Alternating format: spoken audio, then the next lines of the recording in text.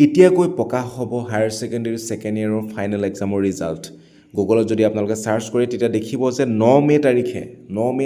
2025 চনৰ 9 মে' তাৰিখে ঘোষণা হ'ব পাৰে হায়াৰ ছেকেণ্ডেৰী ফাইনেল ইয়েৰৰ ৰিজাল্ট নলবাৰীত মুখ্যমন্ত্ৰীয়ে ঘোষণা কৰিছিল যে এপ্ৰিল মাহৰ শেষৰ ফালে হায়াৰ ছেকেণ্ডেৰী উচ্চতৰ মাধ্যমিকৰ ফলাফল ঘোষণা কৰা হ'ব বুলি কিন্তু গুগলত ছাৰ্চ কৰিলে 9 মে' তাৰিখটো হায়াৰ ছেকেণ্ডেৰী ফাইনেল এক্সামৰ ৰিজাল্ট ডেট হিচাপে ইয়াত দেখুৱাইছে কিন্তু কিমান দূৰ সঁচা এই কথা অফিচিয়েলি এতিয়ালৈকে একো আপডেট পোৱা নাই মে' নে এপ্ৰিল কোনটো মাহত হায়াৰ ছেকেণ্ডেৰী ফাইনেল এক্সামৰ ৰিজাল্ট ঘোষণা কৰা হ'ব মুখ্যমন্ত্ৰী অথবা শিক্ষামন্ত্ৰীৰ ফালৰ পৰা এতিয়ালৈকে একো আপডেট অহা নাই টাইমছ নাও যিটো